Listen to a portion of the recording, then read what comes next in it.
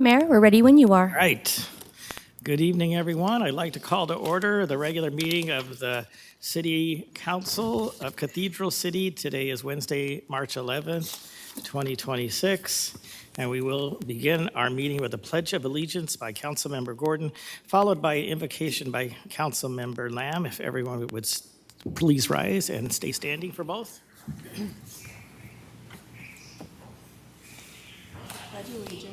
To the flag of the United States of America and to the republic for which it stands, one nation, under God, indivisible, with liberty and justice for all.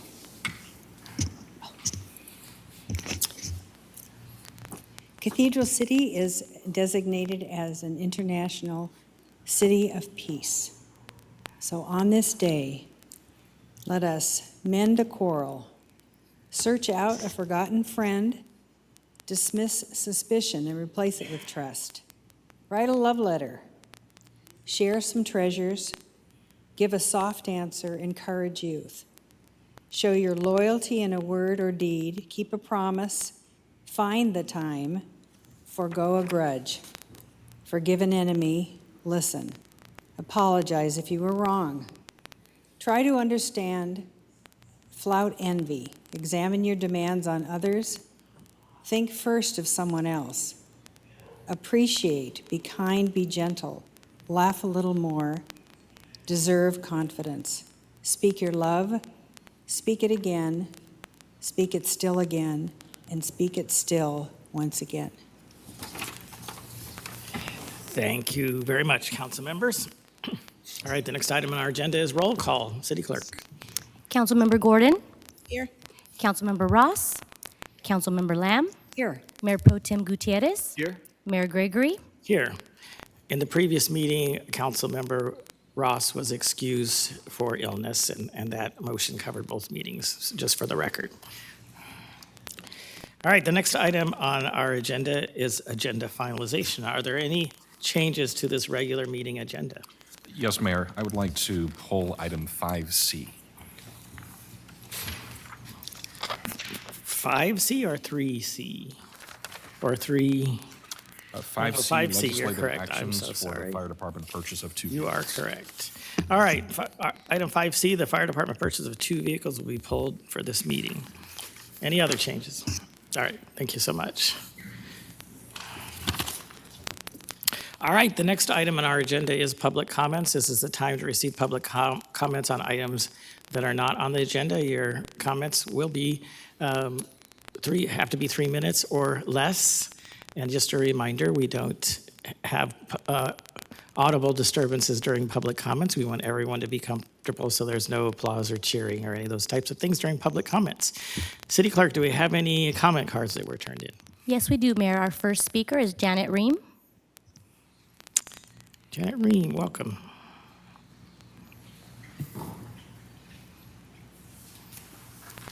Thank you, Mayor. Council.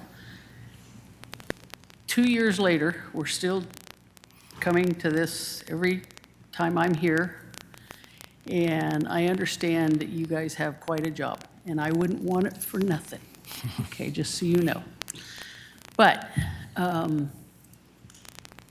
always before I was just, really honed in on C4, but also after being kind of enlightened to the amount of cannabis smells that are throughout this city. Granted, Perez is another biggie, but these are small, individual compared to what C4 is. And that doesn't take away any of the responsibilities of the growers that they need to, in order for them to have a business within the city, in my opinion, they need to have all of this stuff that they need to accomplish before they're granted a use permit, rather than 2.5 years later, we're still working to get one taken care of, and a lot of others. I understand that they have been trying, but I don't care if it costs them $1 million. It shouldn't be at our expense for them to keep making revenue. and it shouldn't be the city's responsibility to keep after them. The ordinance was a big step, I'm hoping, in the right direction, and that all of these businesses will have to be able to conform to what the responsibilities are and saying, well, we're doing the best that we can. No, you knew what the rules were before you opened your doors. You still are not abiding by them. At times it is better, but at other times it is horrible.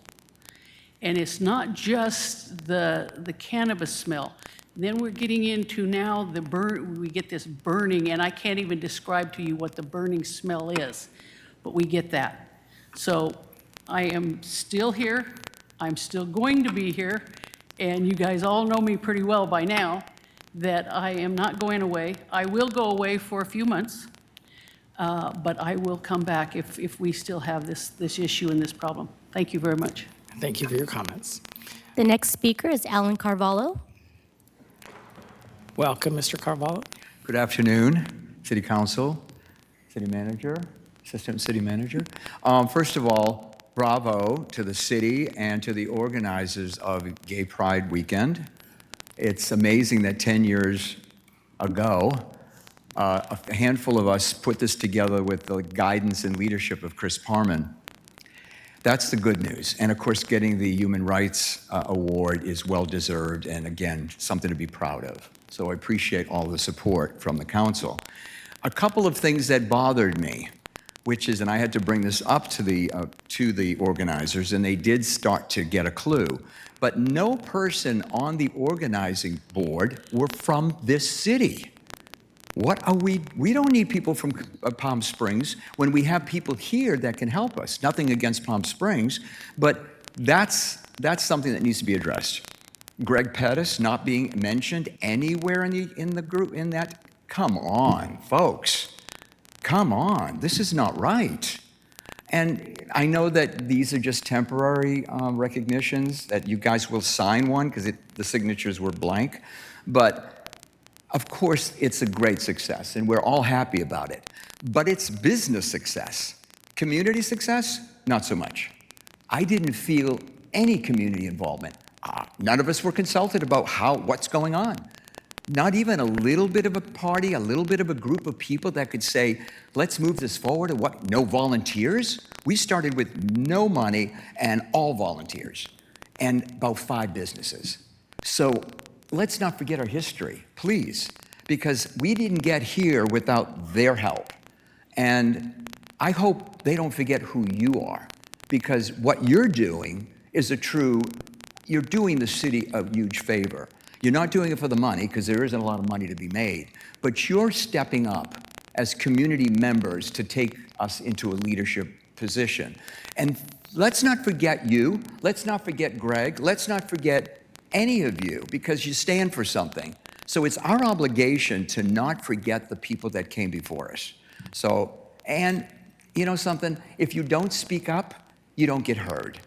I'm the one that brought the Rainbow Crossing to the city. I was on Public Arts, I was the chair, and I was asked, what is your mission? What would you like to see done? I introduced the idea that nobody in the Coachella Valley brought a Rainbow Crossing, not even Palm Springs. I said, we need to be the first to do that, and I did it. It's now respectfully dedicated to Greg Pettis, and nothing could make me happier. But I need to toot my own horn. Thank you. That's pretty much what I wanted to say. I'm the one that did it, and that's it. Thank you very much. Thank you for your comments. The next speaker is Eric Castillo.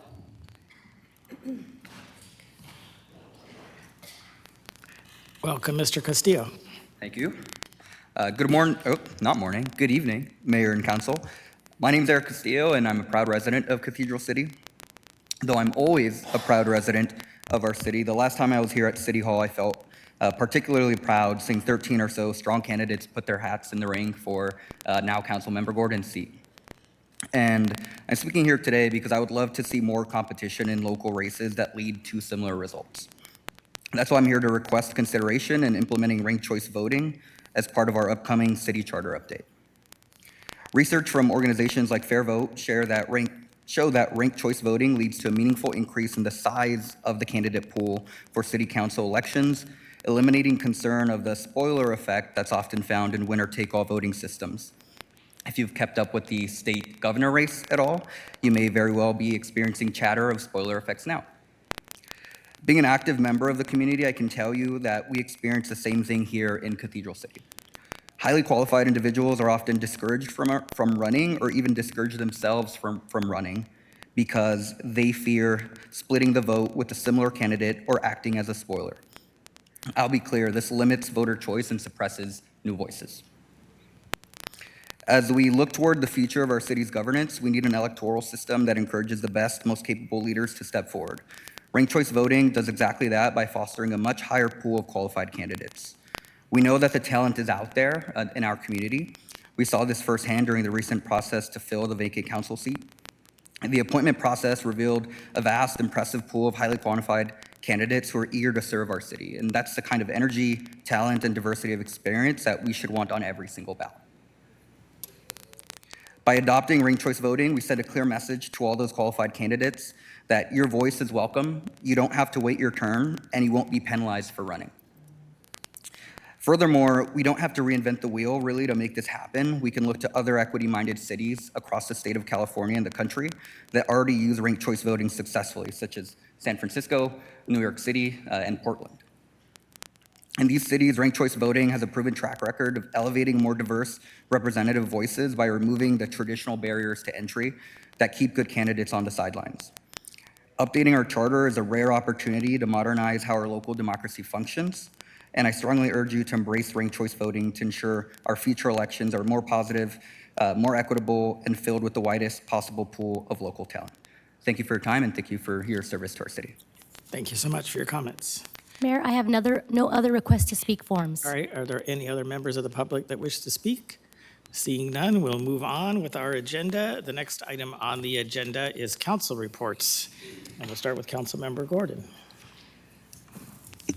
Every time I do this, I feel like I steal the other council members' thunder by reporting on things we were all at together. That's the advantage of going first. And so I will do it again. On the 28th, I participated in the Rainbow Crossing with Mayor Gregory, council members Lamb and Ross, and the members of the community. It was a wonderful sort of display of unity and inclusion. It was the first time I've done it, and I really enjoyed being a part of that. And then after that, I went to Luchador for Patsy Bingo and for Safe Schools, Desert Cities. And Mayor Gregory and Eric Ornelas were calling bingo, so that was a fun event. I did not win, so there's that. But I think a lot of money was raised for Safe Schools, and that's sort of the point. On the 4th, the city manager and I met with C4 to discuss their odor plans. On the 5th, I went to the ribbon cutting for Desert Modern Art Gallery on Perez Road. It's a really beautiful gallery. If you haven't had a chance yet to go check it out, I highly recommend it. Council members Lamb and Ross were there. We got goodie bags. Everybody who attended got a goodie bag that had a piece of art in it, which was sort of the coolest part of all. I've got mine now sitting on my table by my desk.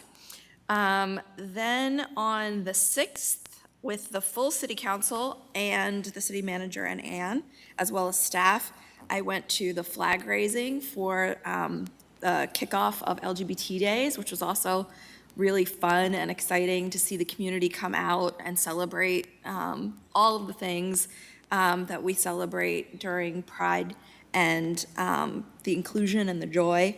Then the next day, I went to the concert at the amphitheater where we received the HRC award, which was really, and the full council was there as well.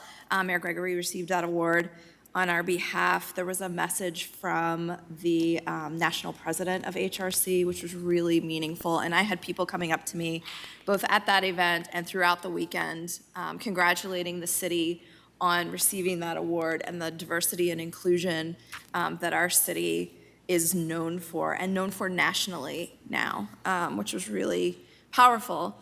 On Sunday, I fulfilled a Cathedral City bucket list achievement by judging the bed races. When we moved here in 2017, we walked in the bed race in March of 2018, which was the first time we were here for the bed races. So to go from walking in the bed race to judging the bed race was quite a progression, and I had the time of my life. I think it was so great to see the tremendous amount of people who showed up to celebrate the people in our city and the pride of our city. So that was sort of the thrill of the weekend for me. Then on the 9th, I went to the Desert Business Association mixer at Desert Hand Car Wash. If you haven't been to Desert Hand Car Wash, you've got to go check it out. There's a beautiful mural on the side. And Mayor Gregory was there, as well as a number of city staff, the city manager. Just a really fun, welcoming event to talk about different businesses in our city and the ways that businesses are showing up in Cathedral City and the commitment that those businesses have to being in Cathedral City and to our economic development, which was really exciting. And then this morning, I went to Coffee with a Cop at Starbucks across the street, which was also incredibly entertaining. There was, 25 members of our police force who were there manning the cash register, manning the drive-in, making coffee, and talking to residents and just showing up in our community. Everybody was in good spirits and caffeinated, and it was a really nice way to see the police showing up in the community in their little green aprons. So they all also now have developed skills for a second career. Report. All right, next up is Councilmember Lamb. Thank you so much. And I want to start off with an acknowledgement. Ryan Hunt and the Economic Development Team are at the JW Marriott tonight, and tonight is the award ceremony for the Community Choice Awards, and our balloon festival is on the list. So we'll see. I don't know. I think it's taking place right now, and they're probably schmoozing and starting dinner, and then they'll have the awards, but we'll find out how they did. So as as a community member just shared with us during the public comments, this event, along with the LGBT Days, has come a long way. And here we are, on the precipice of being recognized for all our good work. So they're there, so I wish them good luck, and us. I was also at a ribbon cutting, and this is for Flooring Pros. And if you haven't been there, there's a beautiful little business small businesses along Cathedral Canyon, on the east side of Cathedral Canyon. It's right as you go up the hill. And there's a whole cluster of small businesses, and they're in the back part of it, but they've been around for a while, but they've taken on some new responsibilities and expanded. And it's a wonderful, lovely site, and the owners are longtime, full-time Cathedral City residents, so we'd love to see that. And in terms of the Rainbow Crossing, I want to give a shout out to, it was a great event, and I want to certainly give a shout out to Grocery Outlets, because they always come through with goodies and water, and they're a wonderful business that the residents express a desire for another grocery store, another opportunity for them, especially in the north area of Cathedral City. So we're very happy and delighted that they support us. Did have a meeting with our city manager and assistant city manager, Mona from Sunline Transit, and Councilmember Ross, and representative of the Senior Center about public transportation issues that we're working on now. And so that was an interesting meeting, and there's going to be a follow-up one probably in about 6 weeks. I did attend the shredding event. If you have not followed through on your New Year's resolutions, you have a couple more opportunities before they close down. So take advantage of this. There was a long line. It's from 8 to 9. It is on the same day as the Rainbow Crossing, where we had the volunteers. But the line was all along Buddy Rogers and down the street in Cathedral Canyon. It's a very successful event. It's easy to do. All you have to do is, go through your, paper-laden closets and drawers, stick them in a box, drive up, and they take it out for you, and then you're on your way. So it's a wonderful event, and I want to thank Deanna Pressgrove, who's our Public Works, for always organizing this and doing such a fantastic job. We talked about the Human Rights Campaign. That was a lovely presentation at the Roost. I got there a little bit late, and I was just re-tying my laces on my shoes because I went on the 3.5-mile walk. And that is a beautiful little circuit, including the CV Link. And I want to thank our police department. They did a fantastic job in escorting the large group. I mean, it was a huge group of people. So I moved in between the Robinsons, Kara and Scott, and met these two wonderful people who have just relocated from Palm Springs to Cathedral City. And they use the word that I use all the time. Cathedral City is unpretentious, and they said they're happy as clams. They're glad they made the move. They've been in the desert for 7 years, in Cathedral City for about 7 months. And this is their first big activity they ever participated in, and yahoo for us. So it's really getting recognition. There are 2 more sessions of yoga in the amphitheater. Please take advantage of that. We have Antonio here, he along with Gary Marshall, who is no longer with the Parks and Community Events Commission. They're outside on Tuesday mornings with their yoga mats, and anyway, it's just a wonderful event. 3 more? 3 more. Okay, 3 more to go. So it's fantastic. Every Tuesday, the numbers go up and up and up for people attending. And Antonio's done such a great marketing job. He also touts our tastes and sounds as people are leaving and coming in. So thank you very much for your advocacy. I wanted to point this out. I'm old, and I get AARP. I don't know about you, but I get my discount at Denny's and all sorts of stuff.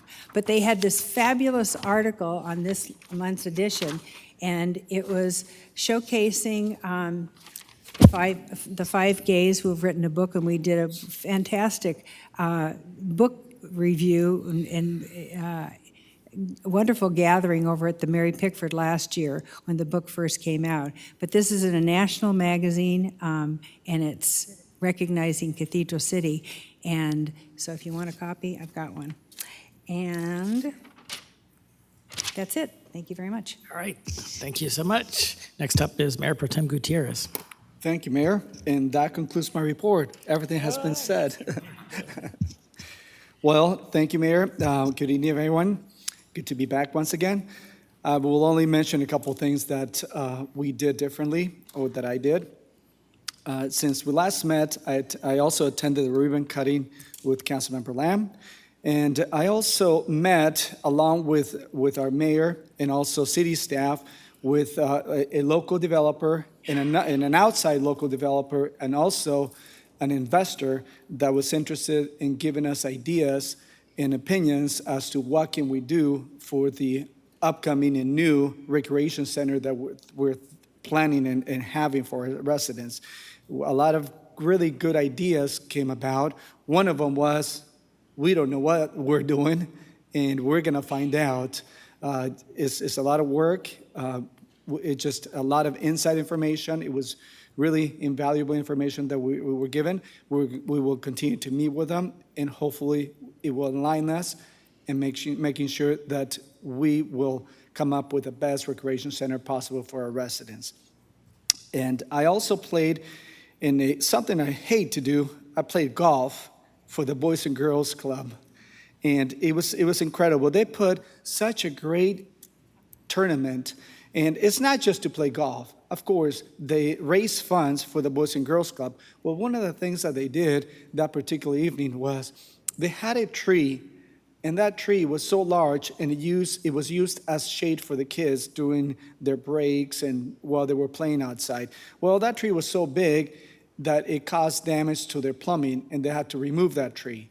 Well, there goes their shade. And what happened was kids during the summer, they need shade. And in order to have shade and to have them play outside, they needed shade, some kind of shade. So they needed $20,000 to come up with a shade structure.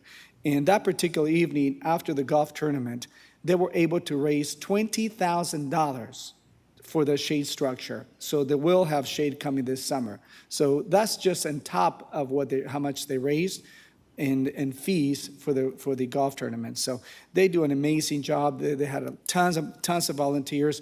Antonio was out there also beating the heat, and I know it was hot out there. It was just a great event. And I also attended Taste and Sounds of Cathedral City. The drag show was incredible. It almost made me go out there and dress up. It was fun. It was fun. It's incredible. These people are really talented. And let's see, what else did I do here? I had an interview regarding an internal affairs issue that went on, which I cannot discuss about or talk about. And I also attended the raising of the pride flag. And on Saturday, I attended the concert along with my colleagues here and staff for David Archuleta. I never heard of him, didn't know any of his songs, but just being out there and listening to his voice and also the lyrics of the songs, they were amazing. They were amazing.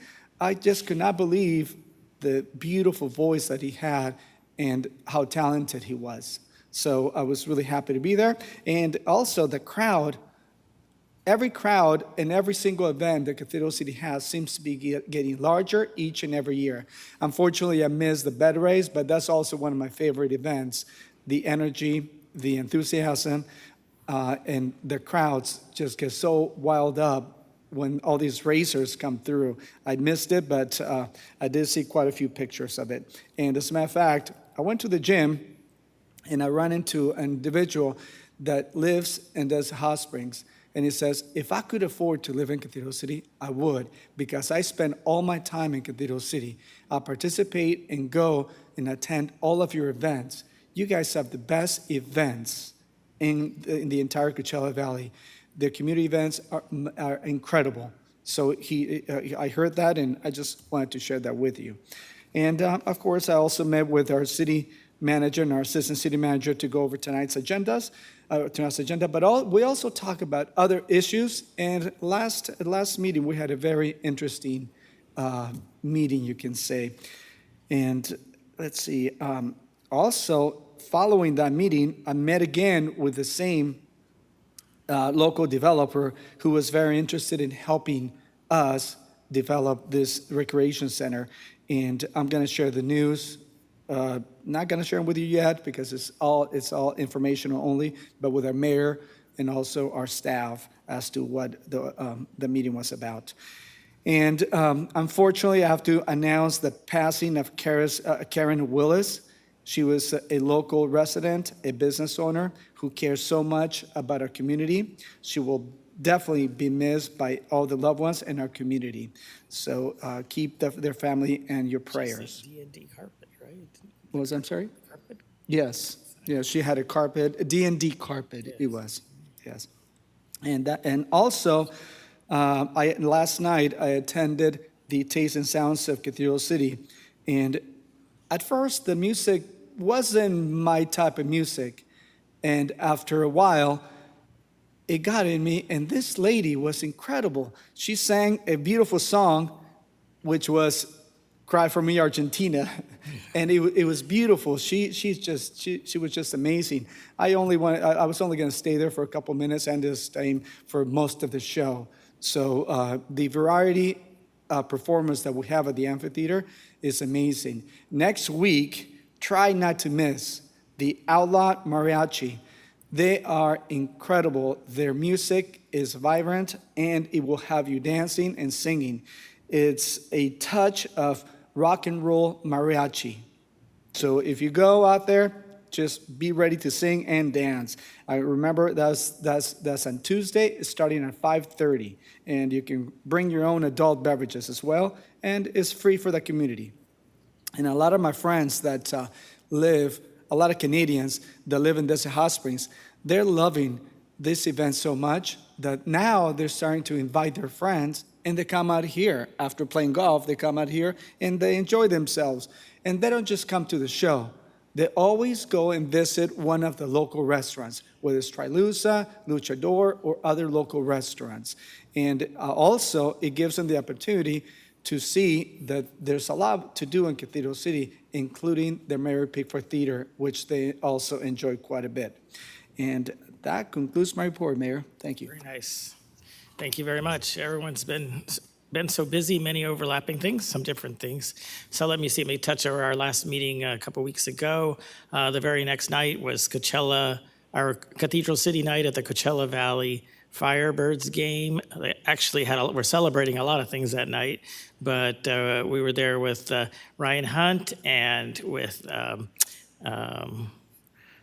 the Robinsons, Scott Robinson from the Boys and Girls Club. They brought a group of kids out there. I think the mascot had visited the Boys and Girls Club the week before, and so we enjoyed the game, and Scott Robinson and I both got to ride on the Zambonis, the ice cleaning machines in the first period, so that was interesting. It's kind of like riding on the back of a golf cart because you can't really see where you're going and somebody else is driving you around, but it was kind of fun and fun to wave to the crowds and fun to celebrate Cathedral City at Cathedral City Night at the Firebirds. And then, as has already been covered, I did attend the Rainbow Crossing paint party. I just want to, of course, thank everyone involved, and it was very appropriate. I'm glad you thanked Grocery Outlet because it was great for them to be there. This started as an event where just a few members of the community would come, as has already been shared, and the city would supply some paint and supplies, and they would take care of everything else, and while that's still the root of what's going on, it's really turned into a big major event. Again, thanks to Ryan Hunt and his staff in particular, where it was all members of the community, all types of members of the community comes. The media was there. There was plenty of opportunities to paint. I saw some of our city staff out there also, some with their children. Thank you, Andy. So that's very nice. It's always good to see the kids participating in some of these events. And I know that they get educated also as to the meaning of community. So that's very great. And so thanks for everyone. And then I disappeared for a few days that week from Tuesday through Thursday. This other assignment that I represent the city at called the Riverside County Transportation Commission. I am the chair this year, so they had scheduled a trip to Washington, D.C. and tagged me to go along. And we spoke with the U.S. Department of Transportation and the Federal Railroad Administration in particular on a few Western County road projects, but a lot of it had to do with Coachella Valley Rail, some policies that need to be streamlined, some working with the railroad that needs to go on, some funding that needs to happen. So that was very productive. And then afterwards, we started meeting with some of our local congressional delegation. I was privileged to be able to meet with U.S. Senator Alex Padilla, and then a number of the Congress people, both sometimes their staff, but there's a few that we personally got to meet with also. Very productive, again, talking about some changes that would really help in policy, not necessarily money changes that would help move projects along in particular, and Coachella Valley Rail, but then also some funding earmarks, mostly for projects in the other part of the county where, there are a lot of transportation needs in the Western County. If you ever drive out there, on these little freeways called 91 and 15, those ones, they really need a lot of help, and there are a lot of projects going on.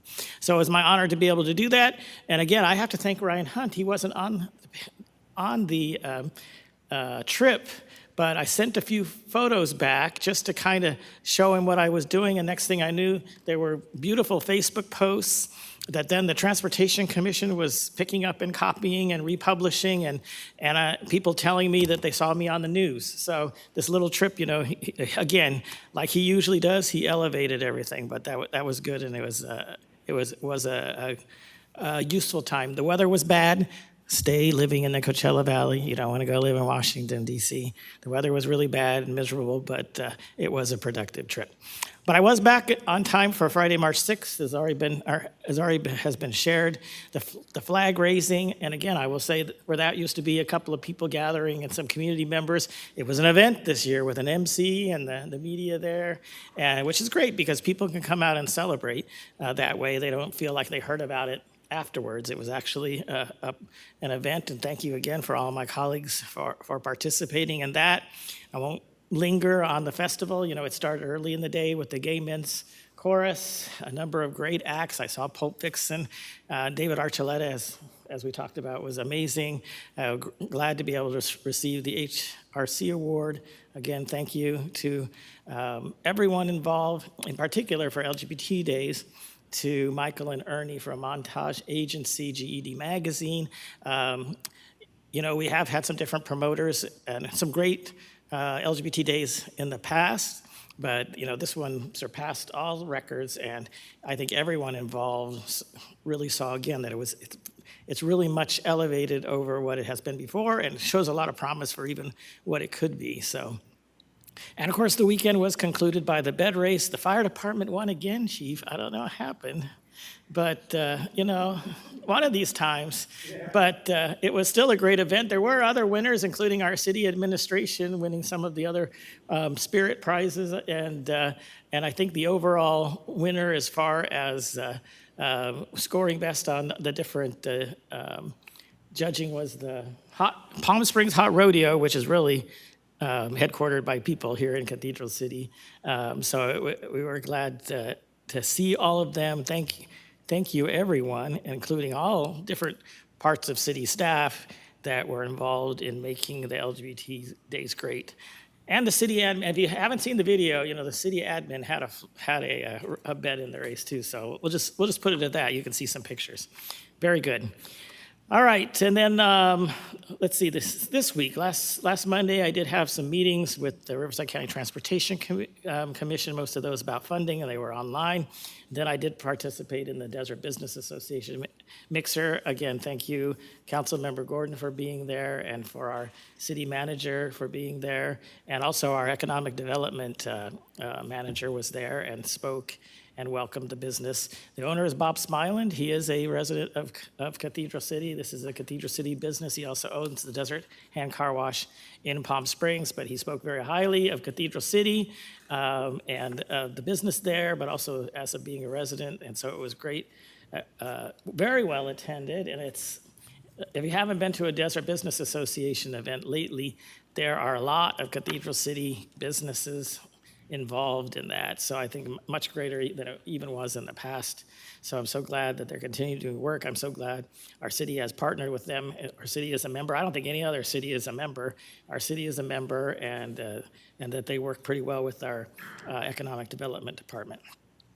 And then on Tuesday, I also was able to attend Taste and Sounds with Leanna and the Free Agents. And as already been touched on, very talented. It was a very nice event, very, very well attended for, you know, for not necessarily being an act that everybody knows about. And there was good food and drinks there also. So I echo the Mayor Pro Tem's sentiment that you really shouldn't miss it. There's just a few more coming up. Actually, after Outlaw Mariachis, it looks like the schedule might have changed, but I know Giselle Wu is coming either the next week or the week after, and then there'll be some makeup. So there are still some great acts to see at Taste and Sounds. It's always on Tuesday, and always the gates open at 5. Music starts about 5:30. As has been said, you can bring a picnic. You can bring your own adult beverage or not adult beverage. There's food usually there for sale and drink for sale. And so it's a good time, and don't miss out. It's absolutely free, and it's such high quality. All right, and then let's see. Earlier today, I did travel to Riverside to again chair the regular monthly meeting of the Riverside County Transportation Commission, mostly working on West County projects, but this type of year, they do an annual budget, so there's been a lot of work again on setting budget priorities and updates on what's going on with that. They will be meeting, if you're interested in the Riverside County Transportation Commission, they did commit to meet twice a year in the Coachella Valley. They let me know so that I could announce to the commission today that the April meeting will be in the Coachella Valley, and they looked at a bunch of different sites that would meet their need, and they settled on the DoubleTree in Cathedral City. That's where it will be. That's where they held their workshop. This won't be multi-day. This will just be a regular meeting, but it's nice for me to know that when they checked around a bunch of different places for price and for how they could be accommodated, that our Cathedral City businesses, are winning out in that competition. So I'm very happy to see that, and thank you to the DoubleTree by Hilton in Cathedral City. I think they call themselves DoubleTree by Hilton Palm Springs, but they're really in Cathedral City. All right, and then while I was in Riverside, I also attended what's called the City Selection Committee. There were seats open for the Airport Land Use Authority and LAFCO, the Local Area Formation Committee. Anyways, so Steve Sanchez was renominated. He's from City of La Quinta. He was renominated to both of those seats, and so he'll be back filling in there. And I wanted to mention this coming Saturday. I'm not sure if I'll be able to attend because I have another event, but the Butterfly Festival is back at Panorama Park. And it's been around for a number of years. It technically is a Parks and Community Events event, and that's how it started. But really, a lot of the work is done with the Scrap Gallery being involved, and the library is usually very involved, so I'm sure they will be. Some of the other local organizations, usually Read By Me, is involved, so I'm assuming all of these same ones are probably involved. Often there's a bike giveaway out of Public Works. But regardless, it's a fun time for kids. There's arts and crafts, there's things to look at, and it's at Panorama Park this Saturday from 10 a.m. to 1 p.m. And I think I was going to talk about Taste and Sound, so I won't talk about that because someone else already did. But I did want to say, if you got this magazine in the mail and you said, "What is that?"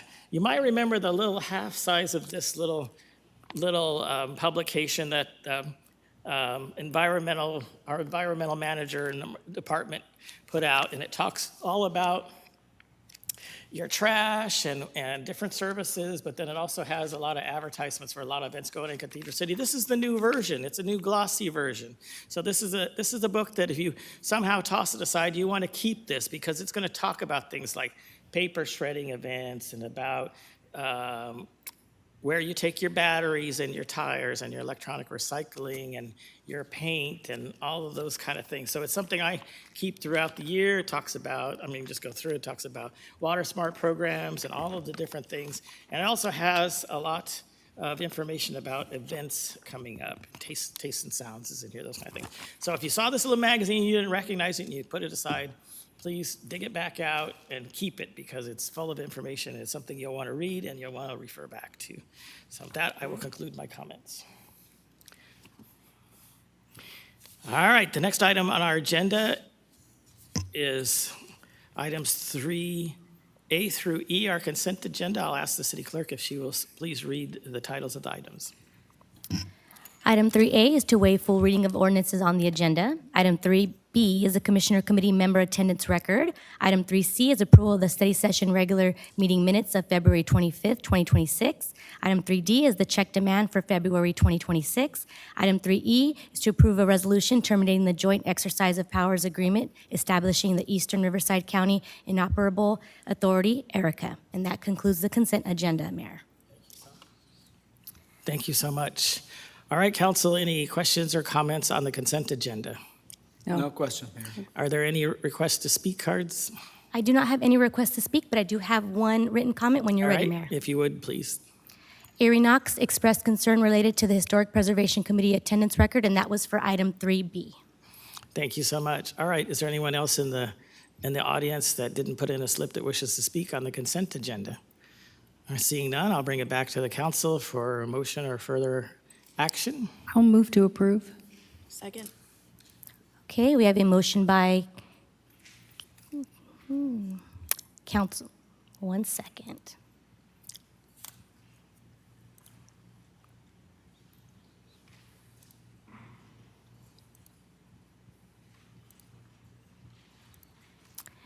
Mayor, I'm going to go ahead and do a roll call on this. So we have a motion by Councilmember Lamb and a second by Councilmember Gordon. Councilmember Gordon. Aye. Councilmember Lamb. Yes. Mayor Pro Tem Gutierrez. Yes. Mayor Gregory. Yes. Motion carries all ayes. Thank you so much.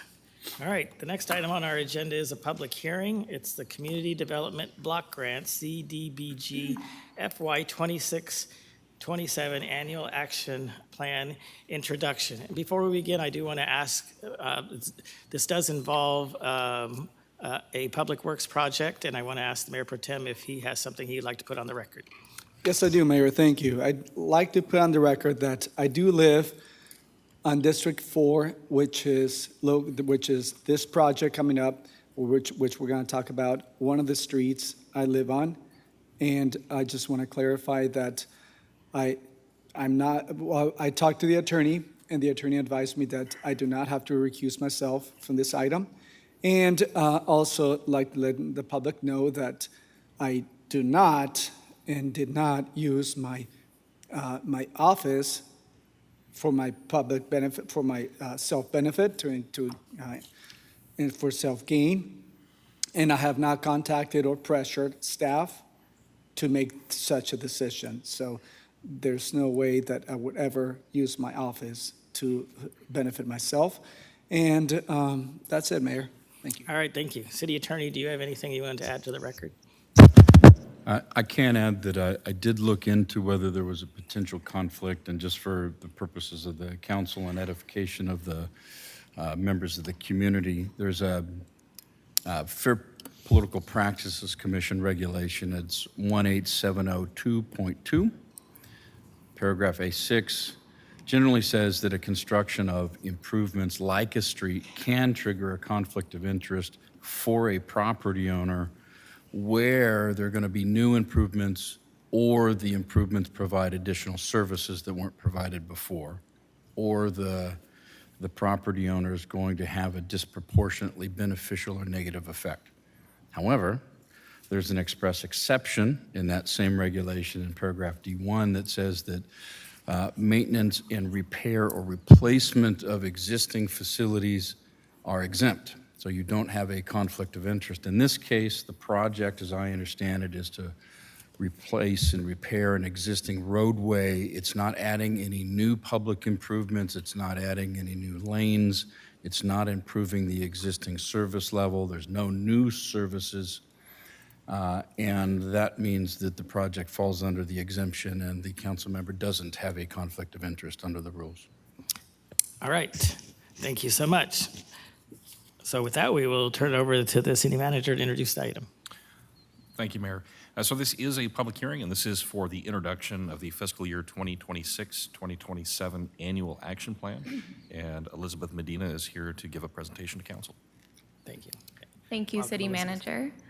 Good evening, Mayor, Mayor Pro Tem, and members of the City Council. As discussed, this is the first public hearing for the Community Development Block Grant Annual Action Plan for fiscal year 26-27. To give a bit of background, the Annual Action Plan is a one-year plan that allocates Community Development Block Grant funds. It must be consistent with our 5-year consolidated plan objectives. This action plan will be year 5 of our CON plan. And typically, the allocations within the Annual Action Plan are up to 20% of funding can go towards program administration, up to 15% towards public services, and then there is no cap on funding towards public improvement projects. So for the upcoming fiscal year, allocations have not yet been announced by the U.S. Department of Housing and Urban Development. But the good news is we do have an update on the timeline for the allocation schedule. On February 3rd of this year, the appropriations were authorized for CDBG. That starts a 60-day deadline for HUD to publish formula allocations for grantees. So we should know our allocation by the beginning of April. Our annual action plan is due to HUD by May 15th. So to not delay the development process, we're presenting this draft plan with an estimated allocation amount based on prior year funding. So using our using the allocation from the current fiscal year, we're anticipating about $510,000 for our fiscal year 26-27 allocation. And we're proposing allocations for program administration and public infrastructure. We're not proposing any allocation for public service in the next fiscal year.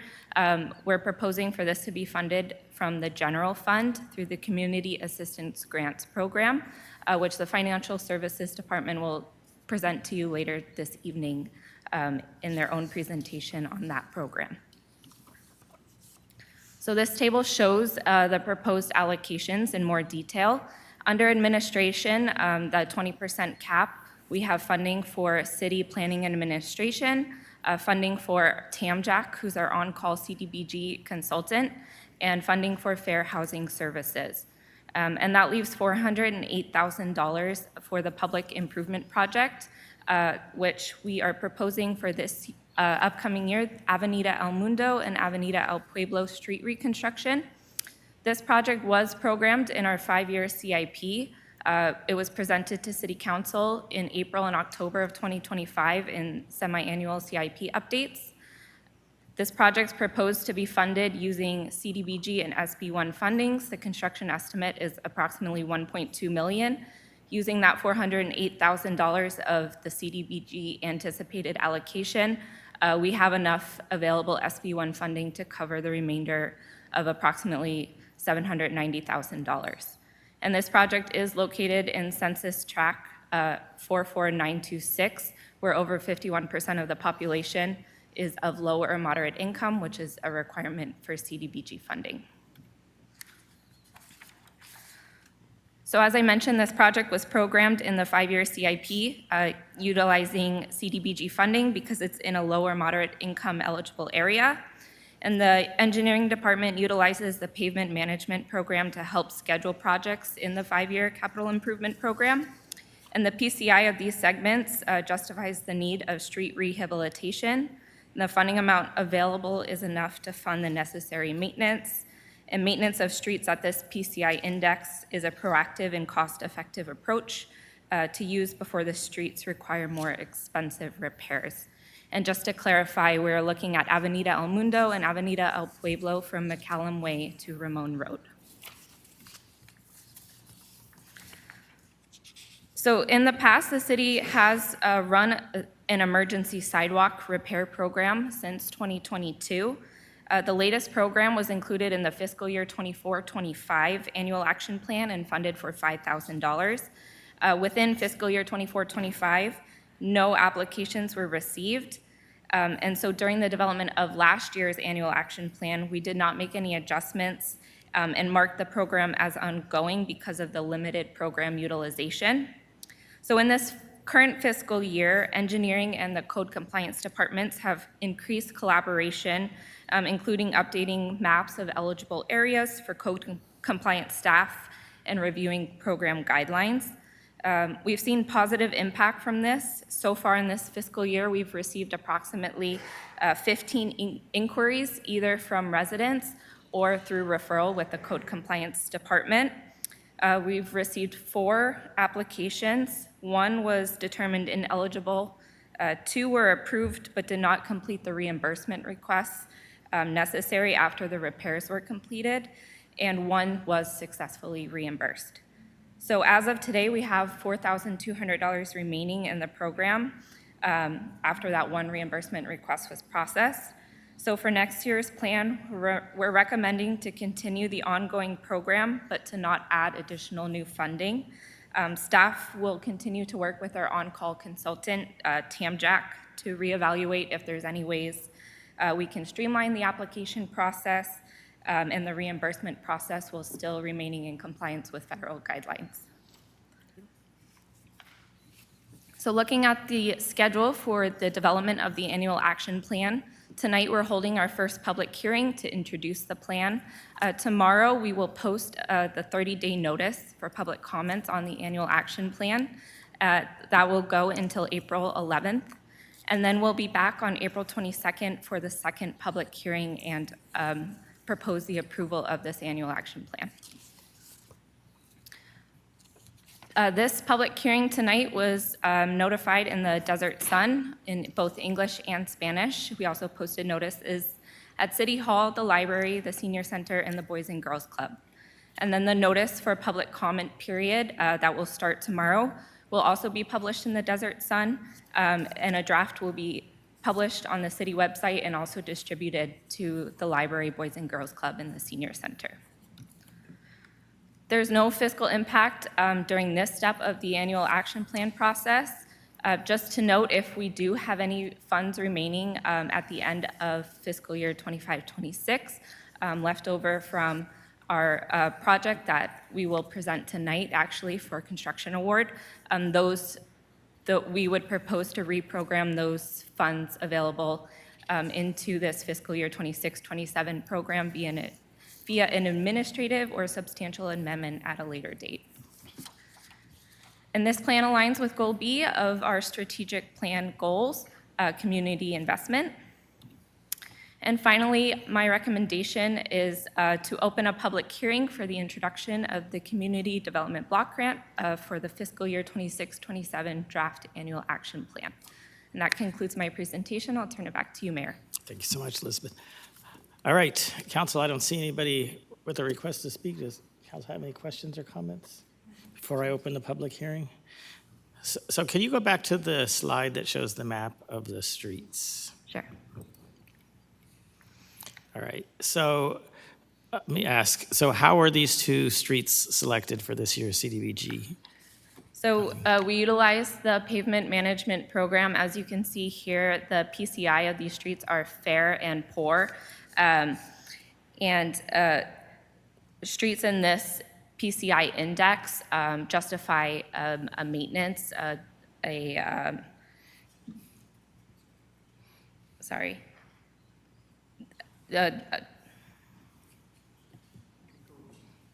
these streets would justify maintenance where we have the funding available to be able to do the necessary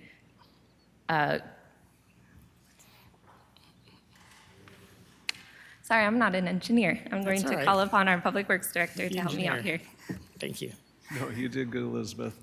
So when we're doing the formulation of the 5-year capital improvement program, we not only look at the PCIs and the lowest ones. Obviously, some streets, as you know, in the PCI index are so far gone, we let them go down. Then there are streets that we can rehabilitate, and then we looked at funding sources. Then we also look at moving those funding sources down and around, because as you recall, CDBG funds were used a lot in the Ocotillo Square area for a while. Then last year, or this upcoming project, is going to be in the Shifting Sands area, and we moved it up to the north in that area there. So between that and the SB1 portion, that this is bolstered by the SB1, correct? Those were all listed projects and presented to the council at our semi-annual CIP update meetings. So are these the true streets with the lowest PCI that are eligible for the CDBG funding? They are, no. There could be lower in Ocotillo Square, I could tell you right off the bat.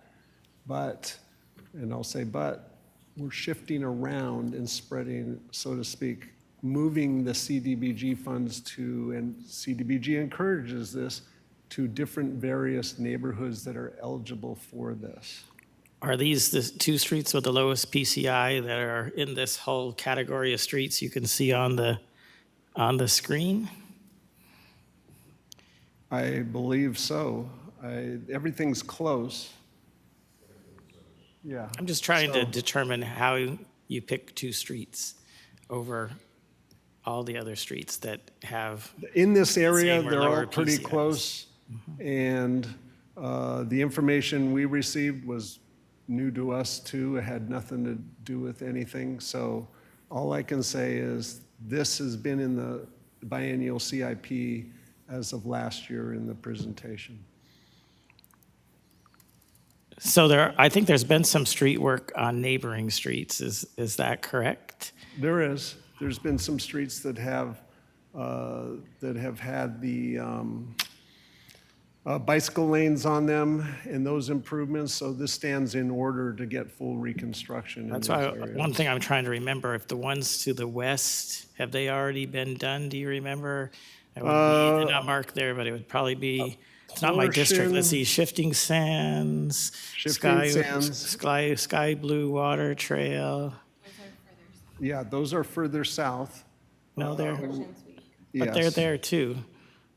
They go from the south and they're, A portion to the north.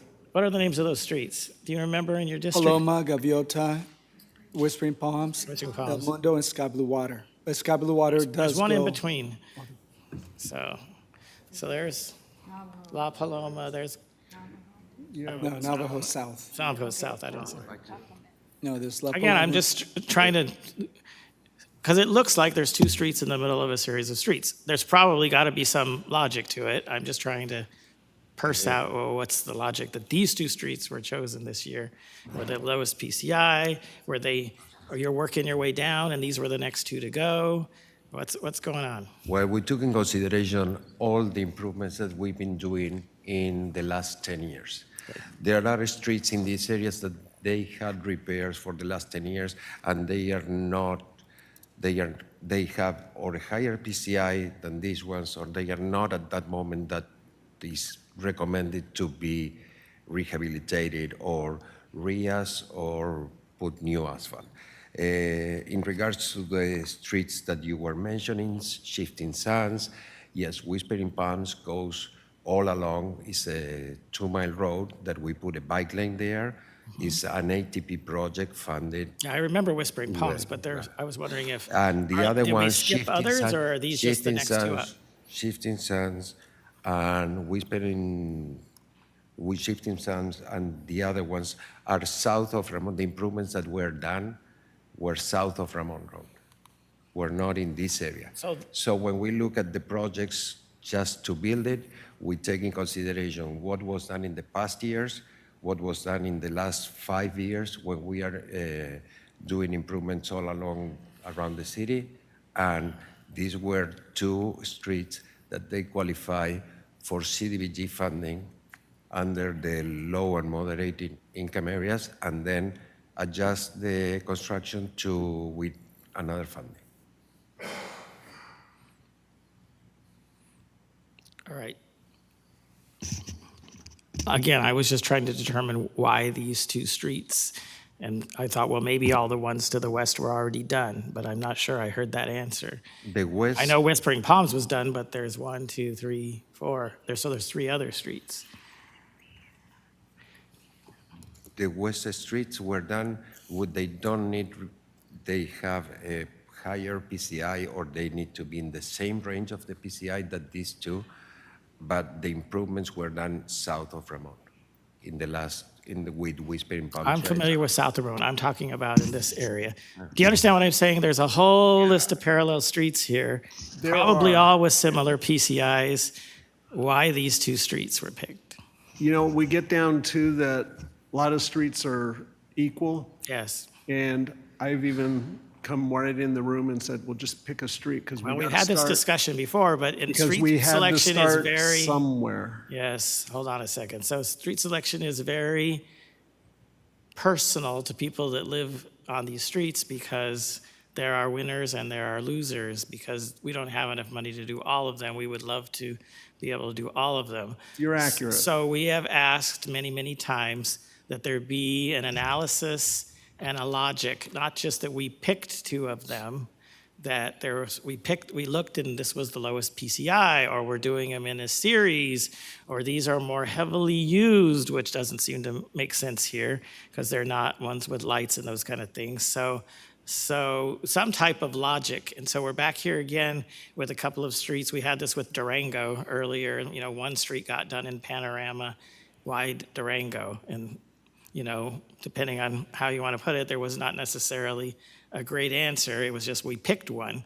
And I thought we said, well, in the future, let's do a little bit more than just saying, well, we've got 10 streets that are all bad. And it's good that you can do one, but let's do a little bit of analysis in how you pick the one. Bottom line, it's funding. the amount of funding we have fits in that length of street to do, because we don't want to do a street and a half or street But it partial. wouldn't fit any of those others that are there? Sure it will. Okay. But when they're all equal, we just set up a pattern and start moving from there. Well, that's why I was asking if you had already done the ones from the west, and so you were just continuing to work your way east, but that doesn't sound, I'm not hearing anybody, I'm hearing people say Whispering Palms was done, which I'm aware of that, so it would be 2 streets over. I'm not hearing why, say, maybe Shifting Sands and El Mundo was done. Shifting Sands is not part of it, that's south. All right, Sky Blue Water Trail, sorry, I keep saying the wrong name, but that one's up there. Some of them go up north and some of them don't. So why isn't that one done in El Mundo? I mean, there must be a reason why you just picked these 2 streets. I'll say again that we look at PCI, the computer spits out the streets that have the lowest PCI. Then we go from there and look at funding.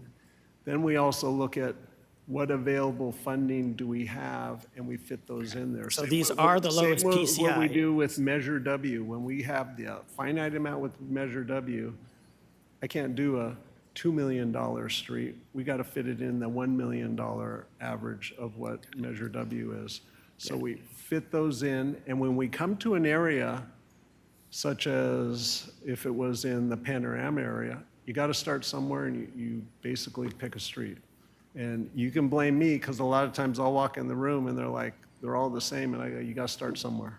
Well, I don't blame you, but again, hopefully in the future, as we have discussed before, there is an analysis when you have a dozen similar streets that the funding would fit for.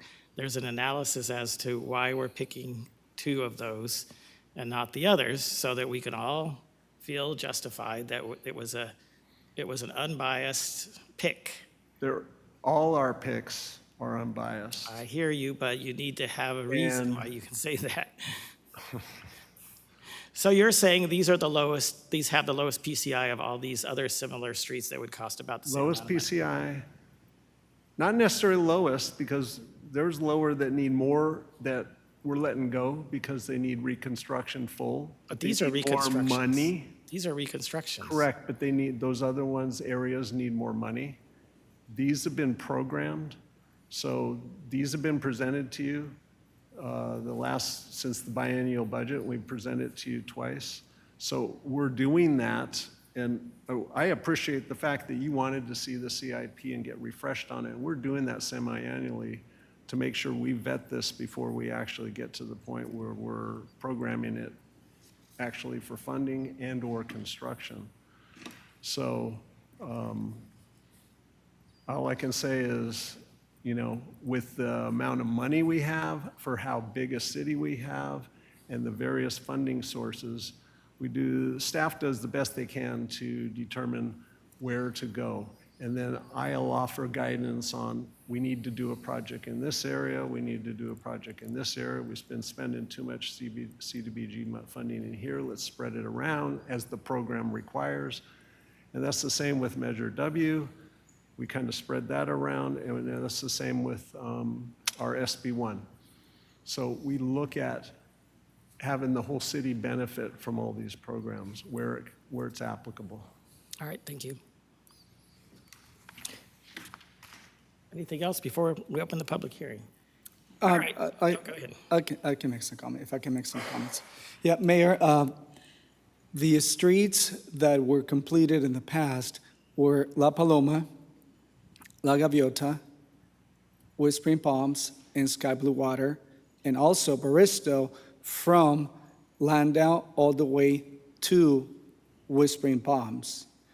Now, one of the things that, of course, I love your questions and I appreciate your concerns about what if I was involved in guiding staff. I didn't say anything about that. No, I'm not saying that you did, but just to clarify, to make sure.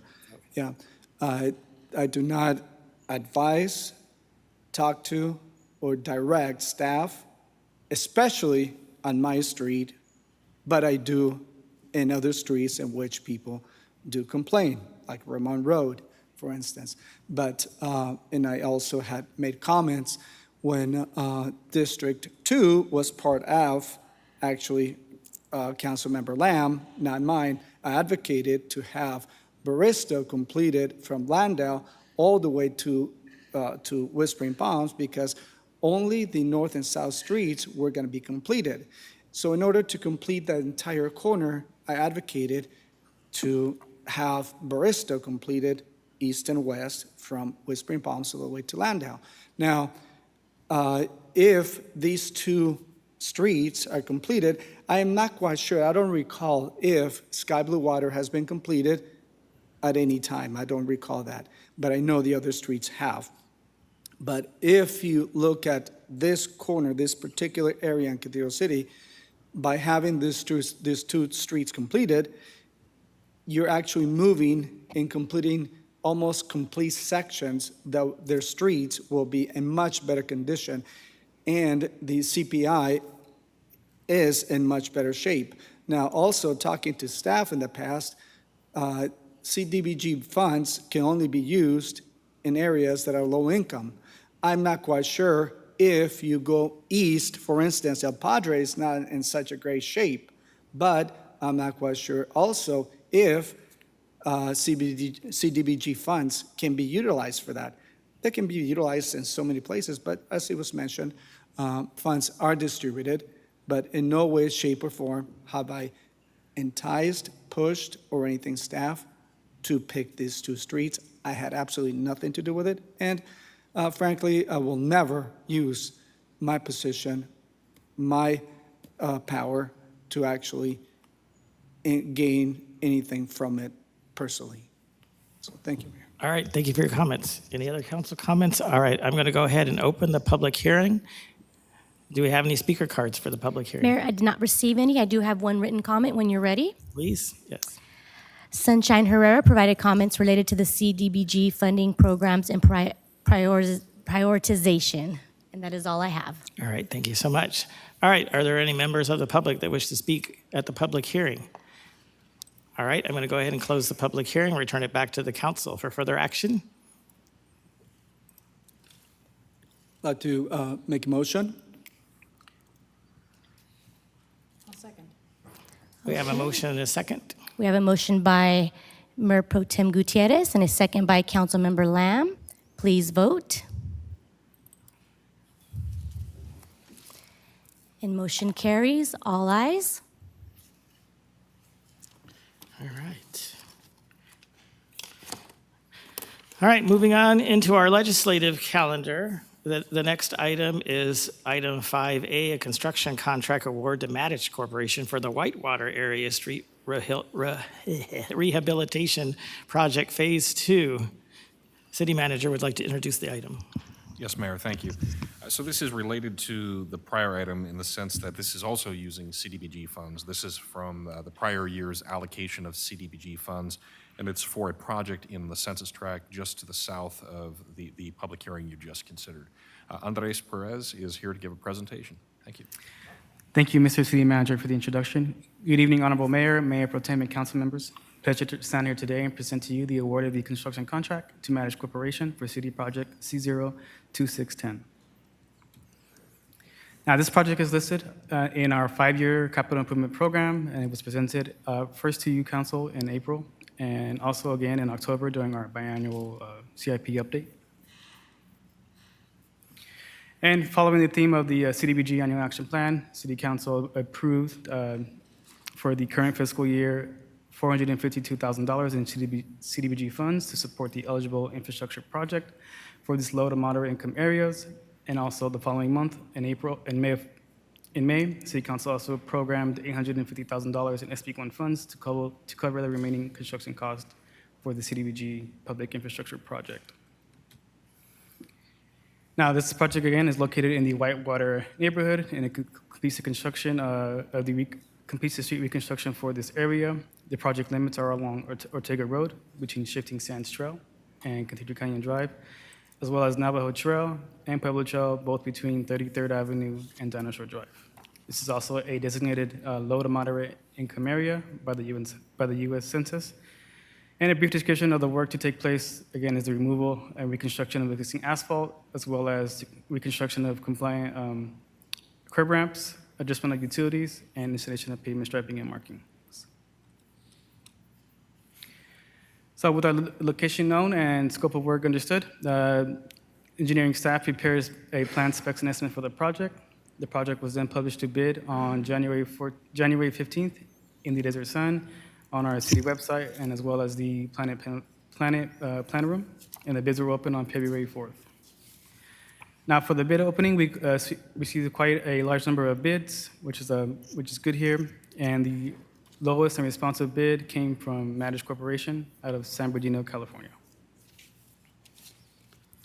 In addition to our bid, we also included a additive alternate for the Coachella Valley Water District, which is for the raising and lowering of the sewer manholes and water meter lids. CWD reviewed and approved manager's cost and will reimburse the city for the portion of this work. And the total bid cost with the base bid and the additive alternate is just under $800,000. As mentioned earlier, the project has program funds from CDBG and SB1, totaling the amount of just over $1.3 million. And the construction budget staff, including the additive alternate, and we're also including a 15% contingency and cost for materials testing services, making the total construction budget $927,000. So the proposed funding sources to complete the construction contract, we will maximize our use of the available CDBG funds, CIP funds from which will be reimbursed by CWD, and the remaining costs will be covered by our SB1 funds to complete the construction contract. Now, we will also include a 15% contingency and material testing services totaling $127,000, which will be funded by SB1 funds, thereby making the total project cost $927,000. Now, here you have a summary of the budget allocations for the construction of the project. And it's in line with our 5-year strategic plan, Goal B, community investment. And thus, staff's recommendation is for City Council to award a construction contract to Madish Corporation, approve a 15% contingency, and approve the proposal for material testing services, bringing the total construction budget to $927,742.40. Authorize the city manager to execute the required contract documents and reimbursement agreement with CVWD, and authorize the city engineer to execute the material testing proposal, request bonds and insurance, and issue the notice to proceed. And this concludes my presentation. I now hand it back to you, Honorable Mayor. Thank you very much, Andres. All right, council, any questions or comments? No questions. The only comment is that I'm really happy to see that our city is moving forward and doing as much as it can for all the streets and repairing and restoring our transportation system here. Thank you. Amen to that. So, quick question. I'm going to ask you kind of the same thing, but you're going to have a better answer. Can you go back to the slide that has the map? So you already shared in your presentation that these streets have very low PCIs. One of them, actually, Ortega Road has a PCI of 30.6, 40, and 49.5. So I'm not going to grill you on PCIs because those are very low. But are there? How did you choose those two street segments? Do you know how those were chosen? So again, we are following our pavement management plan. Our pavement management plan, which guides us in both selecting these roads. Also, this area is eligible to receive the CDBG funds because it is a low to moderate income area, and we're continuing our efforts with our past projects such as Whispering Palm, Shifting Sands, Sky Blue Water to complete the construction of this area. Good. So, as with the other map, you see several roads that run north and south that one would assume, not Cathedral Canyon, of course, but that would be of similar cost, but you have those two selected right there. But if my memory serves me correctly, the ones to the west are already done, have already been repaired. Is that correct? Shifting Sands, Whispering Palms, Sky Blue Water. That's right. So this is following kind of a plan, and you're just moving yourself over to the east. All right, thank you very much. Any other questions? All right, do we have any speaker cards on this item? Mayor, I did not receive any, but I do have one written comment when you're ready. If you would, please. Sunshine Herrera provided comments related to the Whitewater Area Street Rehabilitation Project, Phase 2, and the use of CDBG funds. Thank you so much. All right, are there any other members of the public that wish to add comment to this item? Seeing none, I'll return it back to the council for action on staff recommendation or other. Yes, I move to approve. Thank you. Second. We have a motion by Councilmember Lamb and a second by Mayor Pro Tem Gutierrez. Please vote. And motion carries. All ayes.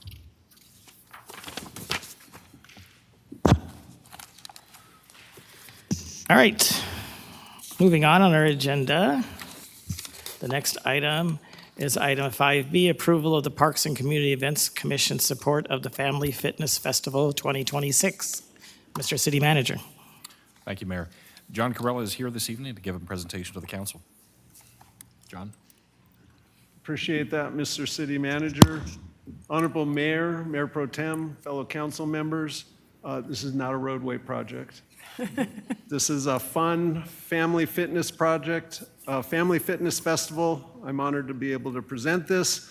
This is sponsored by Chair Aaron Highland of the Parks and Community Events Commission, known as PACE. In addition, we have the pleasure of having Ashley McGullum, the newest member of our PACE Commission, who's very active and in there doing things. So just wanted to bring this to light for not only yourselves and the public out there watching. The PACE Commission has its responsibilities as outlined in the municipal code. One of the items I highlight is to assess the social, recreation, educational needs of the community. PACE has been focusing on a lot of things, and this year they've kind of glommed on to health, family, and fitness and activities, and you're going to see that in the presentation. Their charge is to bring these community events to meet the community needs. Also, basically, bottom line, advertise that we have parks in the city, we're vibrant, we have events at them, and they assist on a volunteer basis with community events and recruit additional volunteers to such events and related functions. They've been doing a bang-up job. As you can see, I think Antonio's still here. Antonio and Aaron is here. So everyone's very active. I'm really proud to be guiding PACE as the liaison for the commission, what they're doing for the city. So this past year, PACE identified the need for these fitness events. Yoga in the Park, as you stated, Councilmember Lamb, has been highly successful, 200 plus regularly at their events on the Tuesdays. Pending that we had one under 200 because of the weather, but there was a lot of stalwart people out there. Then we recently completed a health fair at Esperanza Park, another significant event. 200 food bags were handed out, approximately 125 people received services that they were offered out there, and people are still talking about that. So with that, a new event is proposed, Family Fitness Festival, and the whole idea of this is, as I have in quotes, family-friendly fitness event encouraging participation across all generations. It's proposed Saturday, April 4th, 2026, Cathedral City Community Amphitheater. PACE will coordinate the event planned activity as per their charge to guide these small events and coordinate them and man them. Time 9 a.m. to 12:30 a.m. This was approved by PACE at its March meeting. So here's some of the details. It's going to be conducted in partnership with local fitness professionals and businesses. 20-minute workout sessions throughout the event, some of them in bilingual. There's going to be dance, cardio, interval training, Pilates, yoga, sound bath. I looked up sound bath. It's just looks incredible. I could use a sound bath. especially after tonight. I'm just kidding, Mayor. Conclusion. Conclusion is a connect and reflect where people get together and they actually get to vocalize their experience of the day. And there's more. DRD is stepping up to the plate with potential events for kids encouraging movement, teamwork, and fun physical activity. So they recognize that the kids may be a little excluded from the yoga and all these events, maybe a little boring for them. So they're looking at doing an egg and spoon fitness relay, spring obstacle course. You see them there. They look fun. I'd actually probably do those before a power yoga or something, but what can I say? Bubble movement zone, I want to see what that is. The event is going to provide refreshments, juice and coffee, music by a local DJ. Participants include several local organizations and businesses. They're formulating that. As this thing's generating some vibrancy in the community, they're getting a little more people that want to participate in that. They're looking at 200 to 300 people are anticipated for this event. So with that, there is a budget requested. And once again, we're working with PACE to make sure that all their costs are in there. They're sort of not pulling from staff in some of their budgets to bolster some of their, it's all coming from the same budget for the most part, but bolster staff, or at least not bolstered by staff's funding, that staff is looking at its budgets very tightly and preciously. So Big Juice Bar, 500, DJ services, 500. Big Juice Bar is a Cathedral City business. Fitness instructors, 5 at $75 each.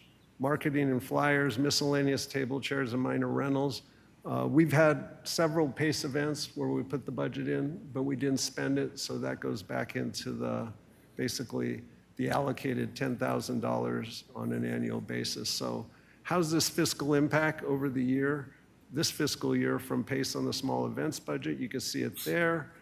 With this event, pending the approval of 2,000, PACE would still have a remaining budget of $4,400 left over.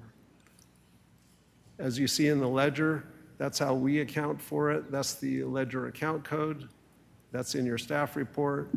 This festival falls into embracing an inclusive city. It supports the goal of fostering an inclusive community by improving access to health services, wellness resources, and community partnerships. That's like 100%. And so the recommendation is as in your staff report, approve the $2,000 from the PACE small events budget for this event. And with that, I do have support from both the commissioners here. I'm handing it back to you, Mayor.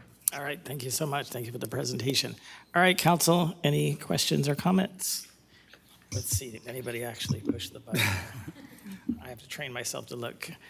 Christina Gordon. Thank you. I love this. It sounds really exciting. My only question is, it's less than a month away. Is that enough time to publicize and plan it? Pardon me again, It's less than a month away. Is that enough time to publicize and plan? Yes, because it's already generating some interest on the street. So with this approval, they can officially start advertising that. They do have the instructors selected. They've already discussed this with vendors and businesses that want to participate in this. And now it's a matter of once this is approved, they can get everyone locked in. Great. All right, next up is Mayor Pro Tem Ernesto Gutierrez. Thank you, Mayor. Maybe I missed it. When is this going to take place? Is it going to take place at the amphitheater? At the amphitheater, April 4th, the day before Easter. Okay, thank you. And for $2,000, whenever I have an event, I'm going to contract the Parks and the Community Events because they squeeze every dollar. From what I see, it's incredible what you do with $2,000. Thank you. Appreciate that. All right, Councilmember Lamb. Yeah, and my comment would follow Mayor Pro Tem Gutierrez because you guys, what you do, not just for the money, but what you do for the community is exceptional. And the list is long of all the ways that you have inspired community spirit. And, you know, I think of this, just the movies at the Mary Pickford during the summer. It's a simple idea, a beautiful idea, but those are families that the kids are so excited about going to the movie and getting popcorn, and the collaboration with Read With Me, I mean, and volunteers supporting it. So bravo to you. Thank you. Look forward to this. Thank you so much. Yeah, I think this sounds like a great event, and thank you for choosing an open date for it. I know there was some calendar work done to make that happen. So yes, it's good we don't have city events competing with city events. That's always preferable. So thank you so much for that. So my concerns have nothing to do with the event. I think it's great. I just have asked some questions. I don't know if I've gotten answers on just exactly how the payment part of it's going to work. So because we have a number of fitness vendors listed. You have a coffee and juice. I assume that's a business listed, and the DJ's listed. So how is that going to happen? I know in the past we've been told businesses have to have a business license in Cathedral City to participate, but I assume that as we do with some others, like the yoga instructors, that doesn't necessarily apply to just one-offs, or is that going to be like you W-9 them and then they get paid that way? Well, they're under the amount, yes, would get a W-9, but they're under the amount for us actually giving them a 1099 for that. I believe that's $2,000 now versus I think it was 800 or something in that area. But typically organizations do a W-9 in case you use them multiple times throughout the year. Correct. And the DJ, we're looking at using someone that's familiar with the amphitheater, that's already working with the city and our communication and events. So somebody that would have a business license in Cathedral City? Correct. Okay, We're good. looking at that. And Big Juice is a business that's in Cathedral City. They are actually located right next to the Barrel District, if you want to. Okay, so there's no issues with them being an unlicensed food vendor or anything like that? Okay, well, good. I'm getting good, clear answers then. All right. Thank you so much. All right. That's the only questions I have. Anything else from council? Do we have any speaker cards for this item? I did not receive any. We do have commissioners in attendance if they'd like to speak. We have none. They're smart. When it's looking good, the last thing you want to do is get up and say something usually. You guys are politically savvy, I can tell. All right. And I think that's all the members of the public we have as commissioners. So I'll return it back to the council for further action. I move to, go ahead. Move to approve. Second. Okay, we have a motion by Mayor Pro Tem Gutierrez and a second by Councilmember Lamb. Please vote. And motion carries, all ayes. All right, everybody good to continue? All right, we're going to take a very short 5-minute break, and then we'll be right back before hearing the next item.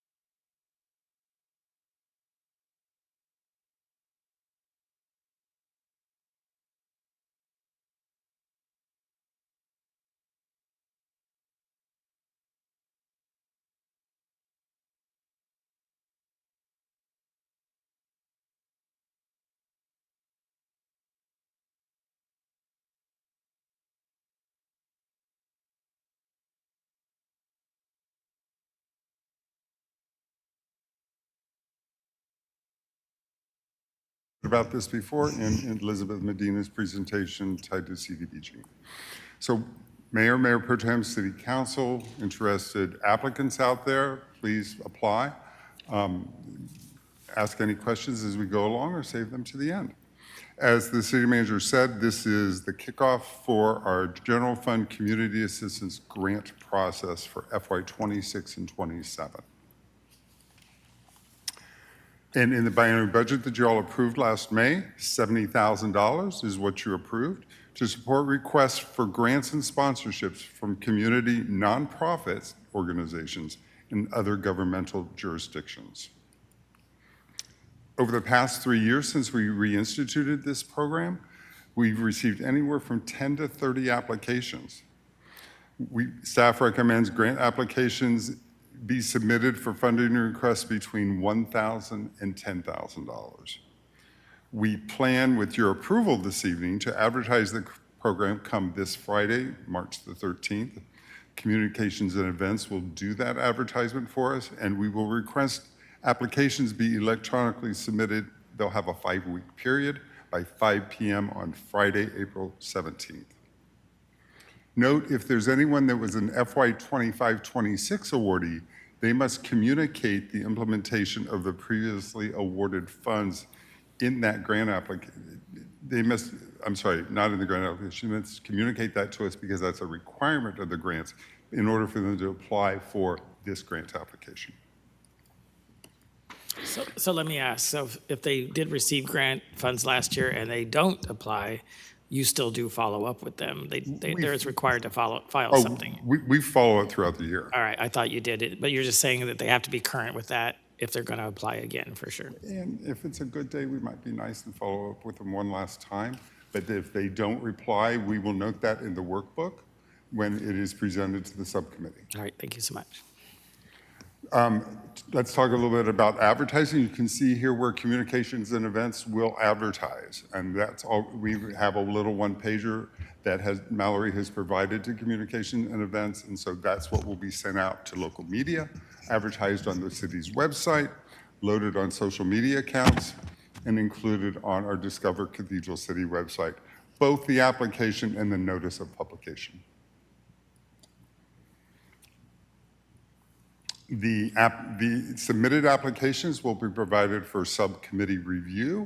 We are turning back time and we are going back to 3 years ago with the mayor and Councilmember Ross, who will be on the subcommittee. So Mayor Pro Tem Gutierrez and Councilmember Lamb, thank you for the last 2 years. Once that subcommittee, so we will convene a meeting in May like we always do to review and recommend which grants to fund. Once the subcommittee recommendations are finalized as a result of that meeting, the proposed grant awards will be presented to City Council for review and approval at the June 11th meeting because that's the only meeting we have in June. Awardees will be notified no later than the start of the fiscal year, which is July 1st. The program guidelines to be considered for funding, 4 bullets. 501c3 or a tribal governmental organization based in Cathedral City or demonstrate that they provide services to residents or businesses of Cathedral City. Demonstrate they receive funding from other sources and are not solely relying on Cathedral City support. Preference will be given to applicants meeting health and human service needs of underserved populations. So on that note, the recommendation before you this evening is to approve proceeding with the FY '26-27 Community Assistance Grant Program. Any questions? All right, thank you so much. Are there any questions from council? Let's see, I keep saying I'm going to use this. No, nobody's indicated internally that they have a question. No questions. All right, are there any public comment slips on this item? Mayor, I did not receive any. Are there any mystery members of the public out there hiding behind a chair that wish to make a comment on this I'm item? blocking them. Seeing none, I return it back to the council for action. I move to approve. Second. I have a motion and a second. We have a motion by Councilmember Lamb and a second by Councilmember Gordon. Please vote. And motion carries, all ayes. Yay, Thank you so much. thank you. That's a win. All right, moving on with our agenda, the next item is item 5E, review and adopt amendments made to the five-year strategic plan at the February 6, 2026 City Council Goal-Setting Workshop. City Manager, you still going to introduce, because I see the assistant is up there. She's ready to go. Let's go. All right, well, then we'll go ahead and go straight to the Assistant City Manager. You know how I like to follow a pattern, but we'll make an exception this time. Thank you so much. Ann Ambrose. Good evening, Mayor, Mayor Pro Tem, City Council members. So it's my pleasure to come back to you and give a little update on the outcome of our strategic planning session and the additional direction that council provided to staff during that discussion. So by way of background, on February 7th, the City Council, along with staff and members of our community, participated in a strategic planning workshop. And this is an annual goal-setting event that the council and staff engage in each year to look at where we've been and make sure we're still going in the right direction.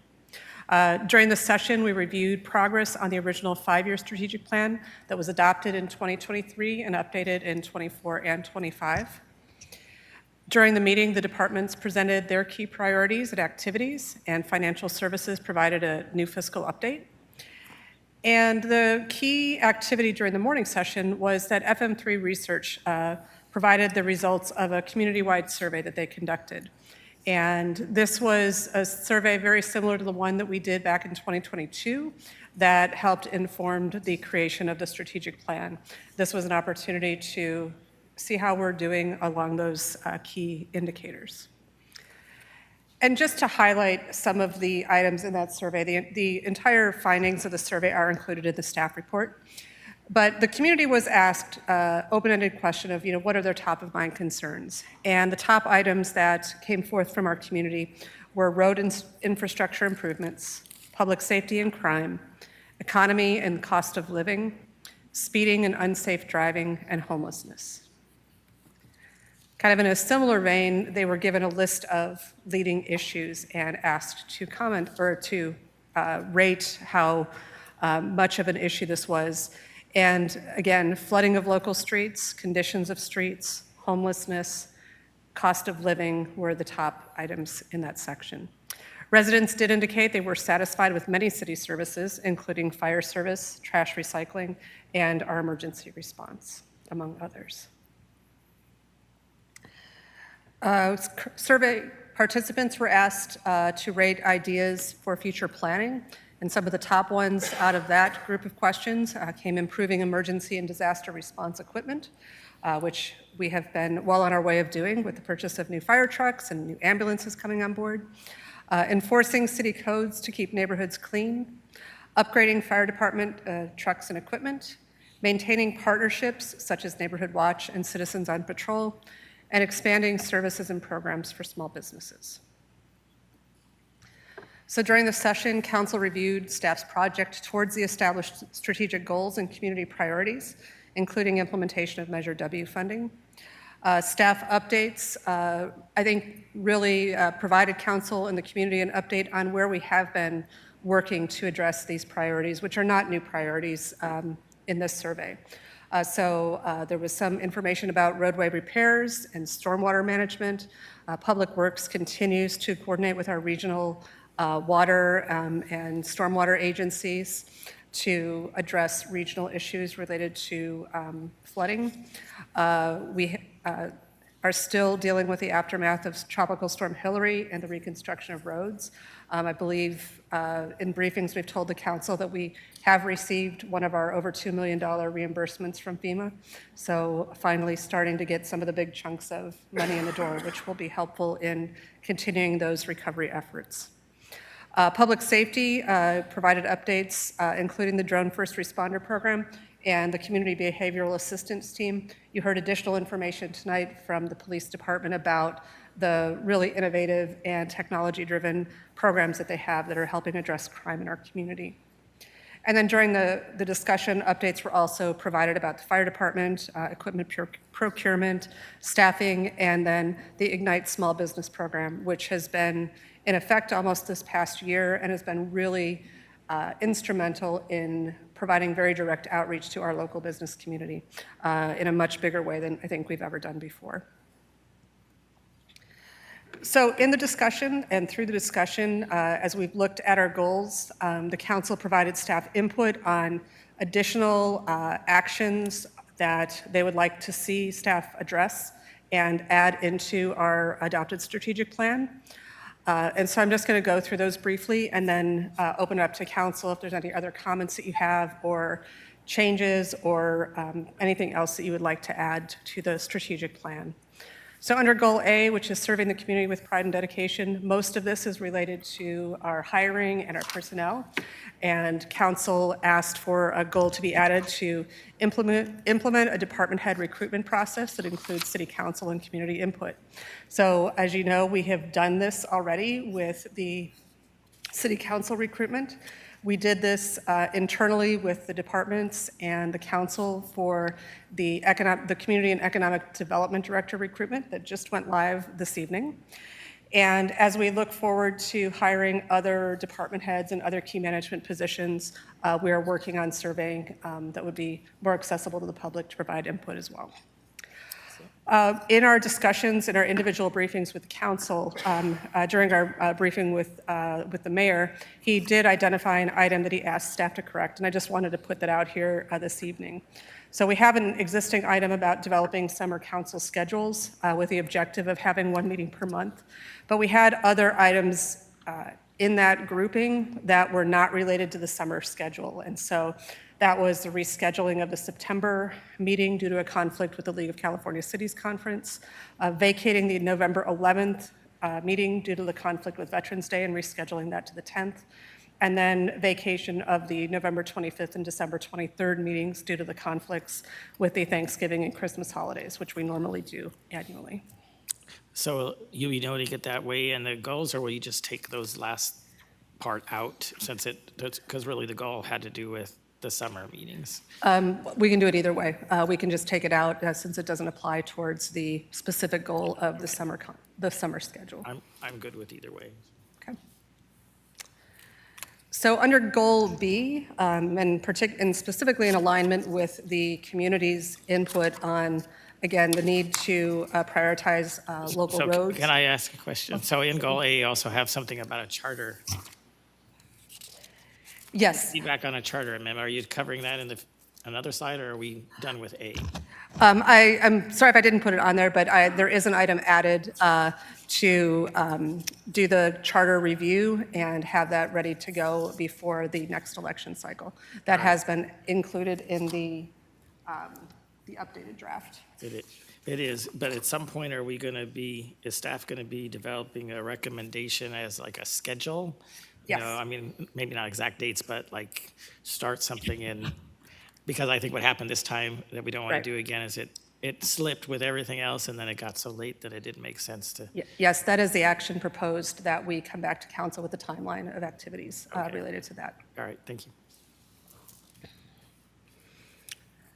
So under Goal B, community investment is the continued prioritization of local roads and repair of local roads, and we've had some of those discussions tonight. Continual work with the regional water and stormwater agencies to address local flooding and regional flooding. We had suggestions from the council of contacting both medical providers and looking at those that have expressed interest in Cathedral City to see if we can do more to try to attract additional healthcare providers, including a PACE provider to Cathedral City. Prioritization of the Date Palm roadway repairs for those segments that we do not have funding for yet. We all know that that is I think, high priority for everyone and a road in desperate need of those repairs. Research and implementation of a street sweeping ordinance, and this would be an ordinance that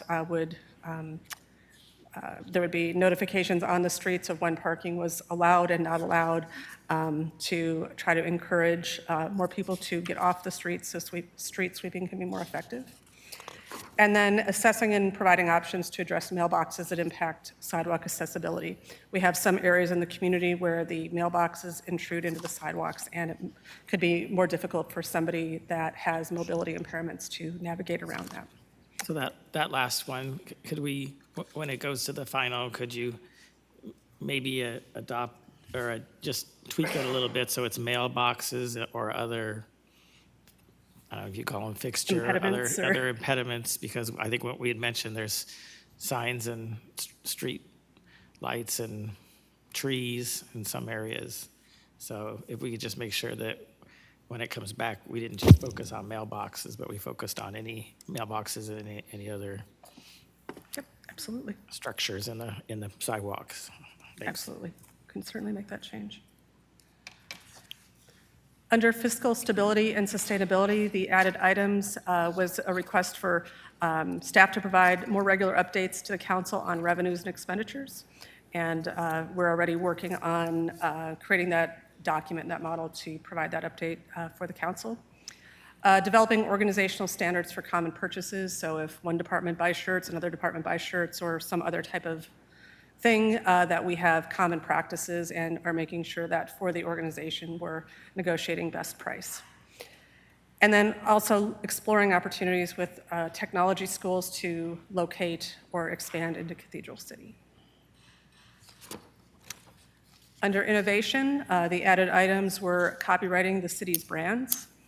We know we've had some challenges with that in this past year. Implementation of electronic filing for candidate statements in Form 700s, and implementing additional strategies for a facilitative, transparent election process, including the uploading of all existing prior year candidate filings into Laserfish. This is a priority for staff. We've been having a little bit of staffing shortages at the moment, but we're continuing to find some additional options in-house to address this sooner than later. Under Goal E for safety, we are going to continue to address the impacts of the unhoused population in our downtown area. As was discussed earlier, we've had a recent meeting with Sunline and a couple members of the council, police, and the city manager's office, and the senior center to talk about those impacts and how that is impacting the availability of our transit routes in our downtown neighborhoods. We'll be working on developing communications campaigns addressing speeding, providing community engagement training for field personnel, reviewing code enforcement staffing and deployment, and identify opportunities to use volunteers, and research an ordinance banning backyard breeding. Under Goal F, embracing inclusive community, added were the development of strategies to increase affordable housing, development and implementation of a comprehensive communications plan. One of the things that we heard in the survey results was that while there's certain information that people get, there was sort of a lack of information about public projects and development and things like that. So really developing that very comprehensive strategy that addresses all functions in the organization and doing a better job of communicating that across all the various platforms. Researching costs of creating a household mailer to promote city events. And I think we see an example of that, at least in concept, with the part of the larger brochure. Scheduling periodic updates with CVAG Housing First. We got them on the schedule and have a little overlap, so we're well on our way to starting those ongoing conversations.